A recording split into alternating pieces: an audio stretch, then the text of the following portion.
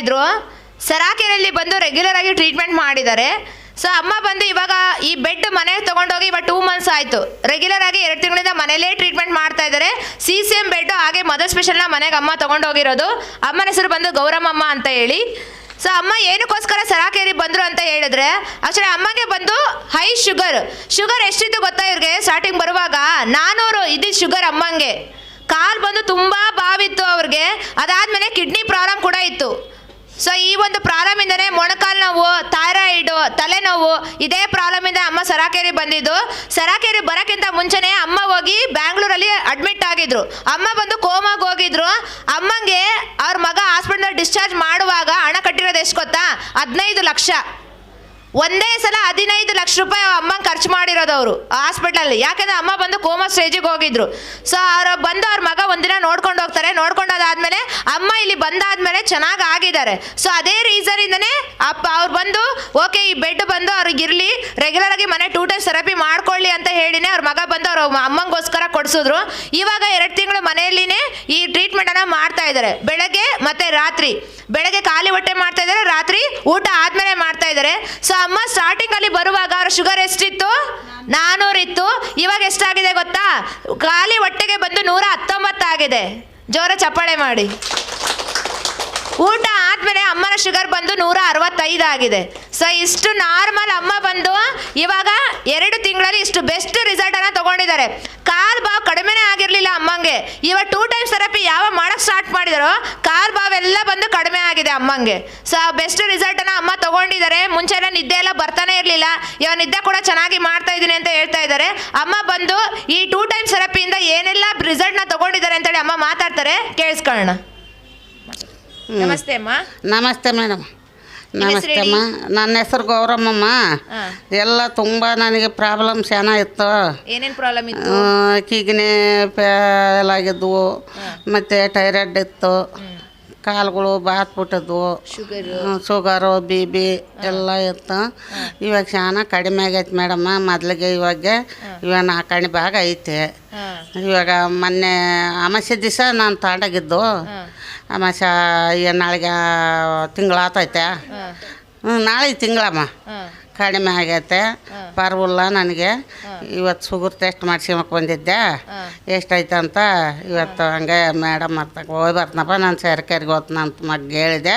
ಸರಿ ಹೋಯ್ ಬಾಮ್ಮ, ಕಡಿಮೆ ಆಗೈತೆ, ಮಾಮೂಲು ಆಗೈತಳು ಇವಾಗ ಅಂತಂದ. ಮಗ ಖುಷಿ ಆದ. ನನಗೆ ಎಲ್ಲರ್ಕಿಂತ ಖುಷಿ ನನಗೆ ಆಗೈತೆ ಮೇಡಮ್ಮ. ಎಷ್ಟು ದುಡ್ಡು ಇಟ್ಟನೋ ಮಗ ಲೆಕ್ಕ ಮಾಡ್ದಂಗೆ ಇಟ್ಟಾನ. ನನಗೆ ಖುಷಿ ಆಗೈತೆ ಮೇಡಮ್ಮ. ಅದಕ್ಕೆ ಇವತ್ತು ಬಂದು ನೋಡ್ಕೊಂಡು ನಾನು ಸ್ವಲ್ಪ ಮಾತಾಡ್ಸಿ ಹೋಗೋಣ ಅಂತ ಬಂದೀನಿ. ಮನೇಲಿ ಏನೇನು ತೊಗೊಂಡೋಗಿದ್ದೀರಾ ಇವಾಗ? ಇದು ಬೆಡ್ ತಗೊಂಡಿವಿ ಮೇಡಮ್ಮ. ಮತ್ತು ಅದು ಕಾಲಿಗೆ ಇಟ್ಕೊಂಬತ್ತು ತಗೊಂಡಿವಿ. ನನಗೆ ಹೆಸರು ಹೇಳಕ್ಕೆ ಬರಕಲ್ಲ ಅದನ್ನು. ಕಾಲಿಗೆ ಇಟ್ಕೊಂಬತ್ತು ತಗೊಂಡೋಗಿವಿ. ನನಗೆ ಶಾನ ಮೇಲೂ ಮಾಡ್ತೀರಾ ಟ್ರೀಟ್ಮೆಂಟು? ಅದು ಒಂದೊಂದು ದಿವಸ 2 ತೊಡು ಮಾಡ್ತೀನಿ ಮೇಡಮ್ಮ. ಮೊಣಕಾಲಿಗೆ ಇಟ್ಕೊಂಬೋದು. ಒಂದೊಂದು ದಿವಸ ಯಾವತ್ತ ಕೆಲಸ ಜಾಸ್ತಿ ಇದ್ದಿದ್ದ ದಿವಸ ಒಂದು ಸತ್ಯ ಮಾಡ್ತೀನಿ. ಅದು ಮಾಡಿದ್ರೆ ನನಗೆ ಚೆನ್ನಾಗಿ ಆಳಾರ ಆಗ್ತೈತೆ. ಬೆಡ್ ಮೇಲೆ ಮಲಿಕೊಂಡ್ರೆ ಸತ್ಯಾಗಿ ನಿದ್ದೆ ಬೇಸ್ ಬರ್ತೈತೆ ಮೇಡಮ್ಮ. ನಿದ್ದೆ ಇದ್ದಿಲ್ಲ. ಇವಾಗ ಅವಾಗ ಜಗ್ಗಿ ಕಾಲ್ ಮಾಡಿ ಓದ್ತದ್ದು, ಇವಾಗ ಕಾಲ್ ಮಾಡಿಸೈತಿ ಮಾಮೂಲು. ಯೂರಿನ್ ತುಂಬಾ ಪಾಸ್ ಆಗ್ತಾ ಇತ್ತು, ಇವಾಗ ಜಾಸ್ತಿ ಹೋಗ್ತಾ ಇಲ್ಲ ಅಂತ ಹೇಳ್ತಾ ಇದ್ದಾರೆ. ಹೌದು ಮೇಡಮ್. ಬೆಳಕರ್ತಟಿಗೆ ಆಡ್ಸತ್ತೆ. ಅಮ್ಮ ಮನೇಲಿ 2 times ಥೆರಪಿ ಮಾಡ್ತಾ ಇದ್ರಲ್ಲ, ಏನಾರು ಇಂಪ್ರೂವ್ಮೆಂಟ್ ಸಿಂಟಮ್ಸ್ ಆಯ್ತಾ ನಿಮ್ಗೆ? ಅಂದ್ರೆ ಶೀತ ಆಗೋದು, ಜ್ವರ ಬರೋದು, ಸುಸ್ತಾಗೋದು, ಆ ಥರ ಏನಾರು ಆಯ್ತಾ ಮತ್ತೆ? ನನಗೇನಾಗಿಲ್ಲ ಮೇಡಮ್. ನನಗೇನಾಗಿಲ್ಲ. ಅದ್ರ ಮೇಲೆ ಮಲಿಕೆನಾದ ನನಗೆ ಎಲ್ಲ ಖುಷಿ ಆಗೈತೆ. ಜಲ್ಮಕ ಎಲ್ಲ ಮಾಮೂಲು ಓಡಾಡಿ ಕೆಲಸ ಮಾಡ್ತೀನಿ ಮನ್ಯಾಗ. ಏನಂದ್ರೆ ಅಡುಗೆಗೆ ಬಿಸಿಲಿಗೆ ಹೋಗಲ್ಲ, ತಡೆದಾಗಕ್ಕಲ್ಲ. ಅಮ್ಮ ಅಷ್ಟು ಹಣ ಕೊಟ್ಟು ತಗೊಂಡೋಗಿದ್ದು ಹಣ ಜಾಸ್ತಿ ಅನ್ನಿಸ್ತಾ ಇದೆ ನಿಮ್ಗೆ? ನಮಗೇನು ಜಾಸ್ತಿ ಅನಿಸಿಲ್ಲ ಮೇಡಮ್. ಆದ್ರೆ ಆಗ್ಲೋ ನಮಗೆ ತಾಯಂದೇ ಆರಾಮಾಗಲಿ, ನಾನು ಎಷ್ಟು ದುಡ್ಡು ಇಟ್ಟಿನೋ ಅಂದ ಮಗ. ಪರವಿಲ್ಲಮ್ಮ, ನಮಗೆ ತಾಂಡಿದ್ದಕ್ಕೆ ಸುಖ ಆಯ್ತು ಅಂತ ಮಗ ಫೋನ್ ಮಾಡಿ ಹೇಳ್ತಾನು. ದುಡ್ಡು ಆದ್ರೆ ಆಗಲಿ, ನೀನು ಆಸ್ಪತ್ರೆಗೆ ಹೋಗೋಲ್ಲ, ನಾನು 20,000 30,000 ಗುಳಿಗೆ ತರಕ ಚೆಕ್ ಮಾಡಿಸ್ಕೊಂಬಕ ಕೊಡ್ತಿದ್ದಲ್ಲ, ಒಂದು ಸತಿ ಇಟ್ಟಿನಿ ಆದ್ರೆ ಆಗ್ಲೋಳ ಅಂದಮ್ಮ. ಇವಾಗ ಸತಿಗೆ ಅದೇ ಮಾತ ಅಂದ. ಇವಾಗ ಮುಂಚೆ ಎಲ್ಲ ಮೆಡಿಸಿನ್ಗೋಸ್ಕರ 20,000 30,000 ಖರ್ಚು ಮಾಡ್ತಿದ್ರಲ್ವಾ? ಆ ಹಣ ಎಲ್ಲ ಬಂದು ಉಳಿತಾಯ ಆಗ್ತಾ ಇದ್ದಾನೆ ಇವಾಗ? ಹೌದಮ್ಮ, ಉಳಿತಾಯ ಆಗ್ತೈತೆ. ಇವಾಗ ಅದಕ್ಕೆ ಇಡ್ತಿದ್ದಲ್ಲಮ್ಮ ಗುಳಿಗೆ 14 ಗುಳಿಗೆ ತಿಂತದ್ ಮೇಡಮ, ಇವಾಗ 4 ತಿಂತನೆ. ಜೋರ ಚಪ್ಪಾಳೆ ಮಾಡಿ. ಅಮ್ಮ ಬಂದು ಟ್ಯಾಬ್ಲೆಟ್ ತಗೊಂಡಿನೇ ಏನಾಗಿದ್ದು ಅವ್ರಿಗೆ ಕಿಡ್ನಿ ಪ್ರಾಬ್ಲಮ್ ಆಗಿದ್ದು.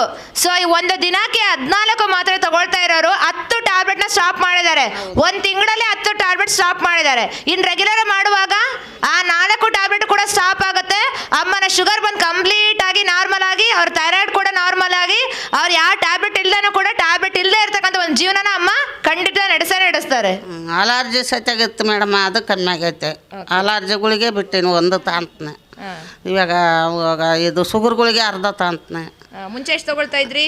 ಎಲ್ಲ 14 ಓಸ್ಕ 14. ಇವಾಗ 14 ಮಾತ್ರೆಯಿಂದ 1 ತಿಂಗಳಲ್ಲಿ 4 ಮಾತ್ರೆ ತಂದಿದ್ದೀರಾ? 4 ನಾನು ತಾಂಬೋದು 4 ತಾಂತ. ತಿಂಗಳಿಗೆ ಎಷ್ಟು ಹಣ ಖರ್ಚು ಮಾಡ್ತಿದ್ರಿ ಮೆಡಿಸನ್ಗೋಸ್ಕರ? ಅದೇ 20,000 30,000 ಎಲ್ಲ ಚೆಕ್ ಮಾಡಿಸ್ಬೇಕಂದ್ರೆ ಡಾಕ್ಟ್ರಿಗೆ ಆಯ್ತಲ್ಲ ಮೇಡಮ್, 300 ರೂಪಾಯಿ ತಾಂತಾನ.